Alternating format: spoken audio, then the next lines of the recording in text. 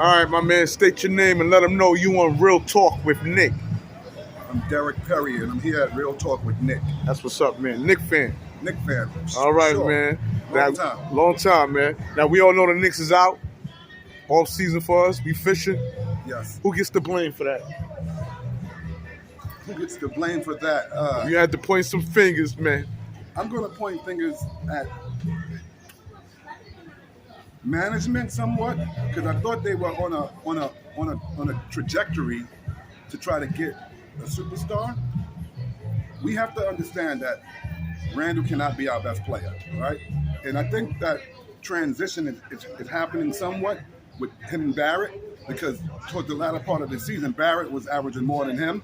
And it seemed like he's understanding that this is his team, but I need Randle to understand that he's not the best player on the team, and we can't win if he's the best player on the team. He has to move the ball. The ball got to stop sticking with him.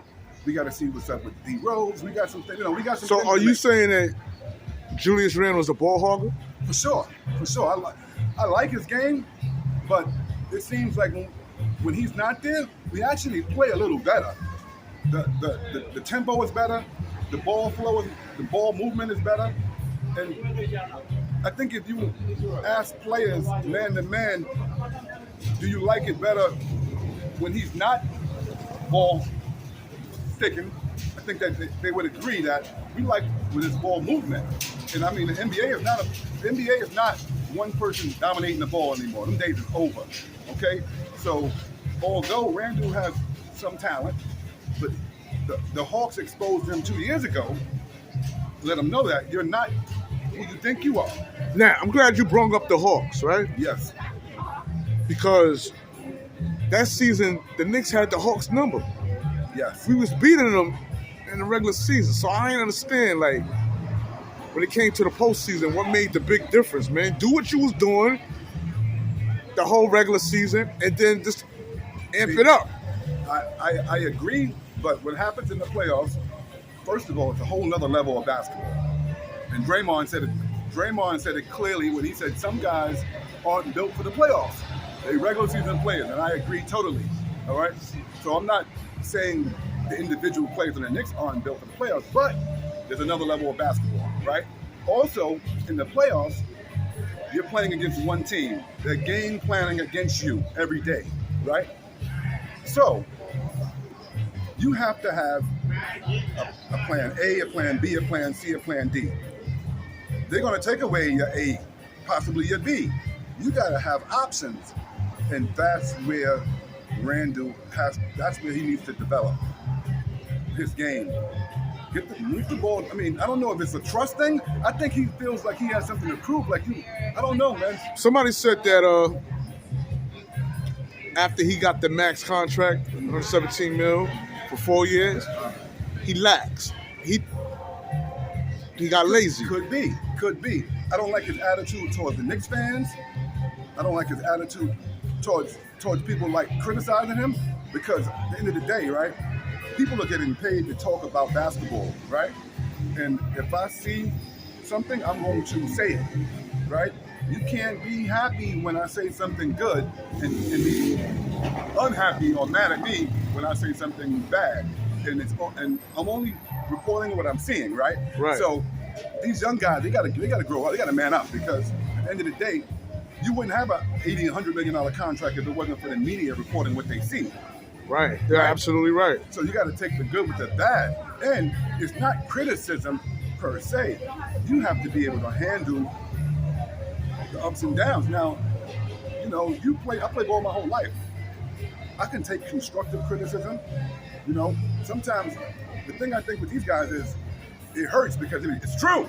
Yeah. It hurts because it's true. Now talk to me, man, because you putting Randle under that fire, which is needed. What it means for a player like Obi, man. I'm asking my interviewees because Obi's the backup power forward. Listen.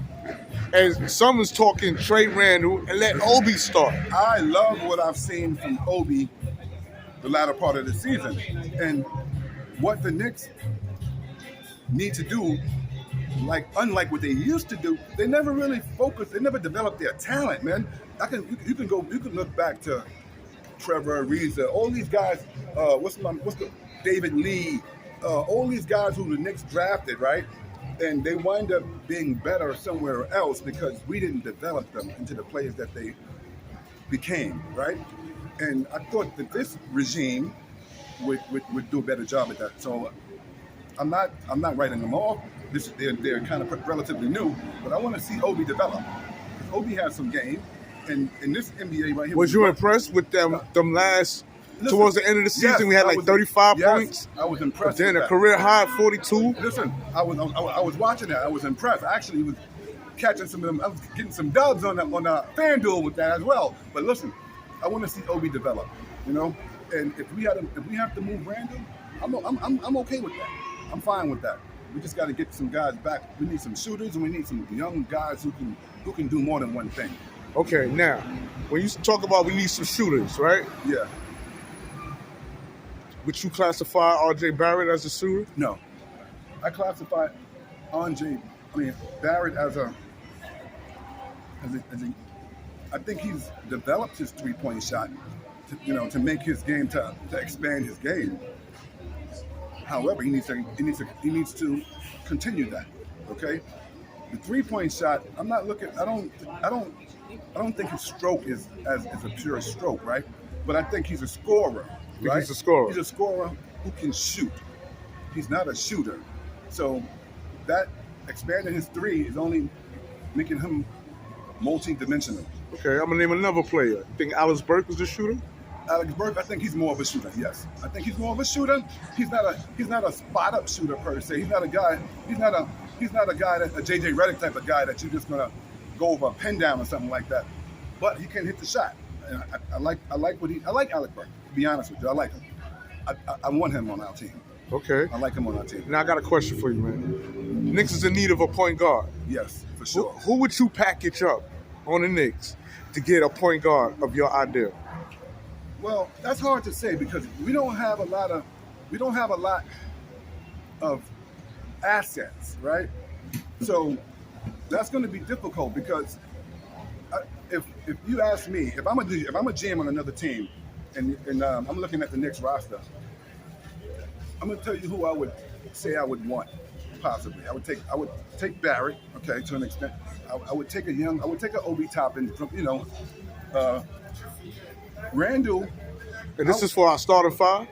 I'm just saying the guys on the team who I would take, what I'm saying is if I'm a GM on another team, right, and the Knicks are trying to trade for a point guard, right? I'm playing GM on another team, and I'm looking at their roster, and I'm saying who would I want off their roster to give up a point guard? Oh, okay. You understand what I'm saying?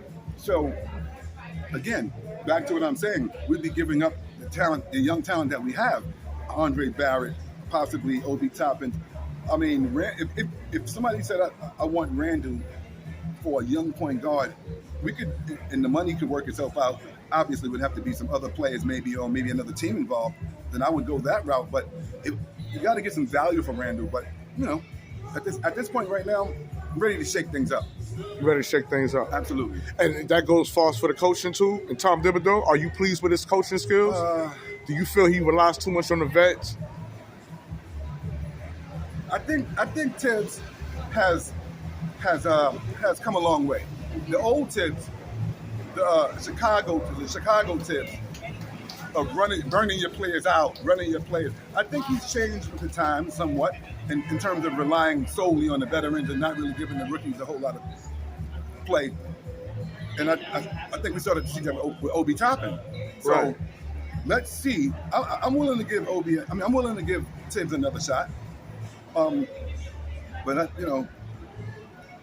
honestly, I want to see Mark Jackson. You want to see Mark Jackson as the coach? Hell yeah. I want to see my man Mark Jackson as the coach. I'm tired of being blackballed. He started Golden State wouldn't be where they at if it wasn't for Mark Jackson. That's a whole other conversation. That's but it's a pleasant one to hear, man. For sure, man. From your mouth to God's ears, sure, man. And when we talk about Immanuel Quickley, man. Oh man, I like Quickley. I mean, everybody talking about this point guard talk because we desperately do need one. But then you sit back and you look at Immanuel Quickley, and sometimes he gives you some splashes of being a point guard himself. I don't know. Is Quickley he from Kentucky? I believe so. Okay. I don't know what his natural position is, right? Quickley reminds me of a maxi, somewhat like a maxi type of guy, right? I don't know if I would consider him a hybrid guard, right? How about just pay $12? Can we win? The Knicks traditionally haven't had a hello. How are you? They haven't had a point guard in some years, like a healthy point guard. I mean, we had D Rose, and I like what he was doing with us, but Derrick Rose is, come on, let's be honest. He's towards the latter part of his career. Right. You know what I mean? So I want a ball distributor. I want a guy who can control tempo, who can say, you get over there, you get over here. You know what I mean? And Randle, give me the ball back. Right. Okay? Repost. You can get it back. Give it Right. up.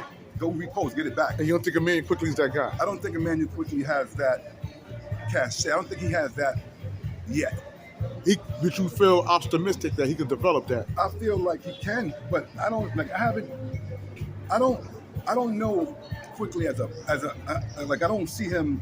I don't know him enough to say his leadership skills and things of that nature. Okay, I need to see a little bit more of that. Okay, and it's not because of him doing something wrong. It's just because I haven't paid a lot of attention to that.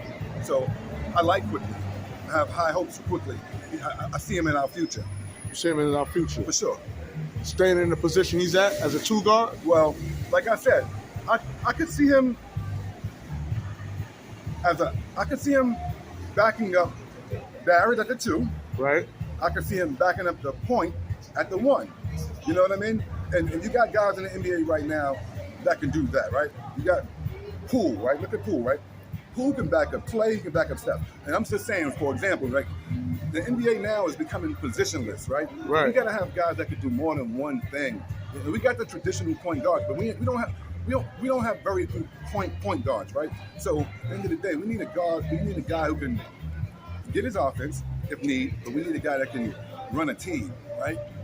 Be a ball distributor, set up the offense, set up tempo, set up pace, and have the respect of his teammates to be able to communicate to them. Look, I need you. Give me the ball. What have you? And that's what we need. Who? I don't know who that person is today, but we got. I want to see Wild West. I want to see these other guys get to work. You know what I'm saying? Put your big boys hat on. Put your GM hats on, and let's do something, man. All right, man. I want to get back to the playoffs. There we go, man. Listen, man, I want to thank the OG for coming on Real Talk with Nick, where we talk nothing but Nick basketball out here, man, in the streets of Harlem. And we out. Peace. Peace.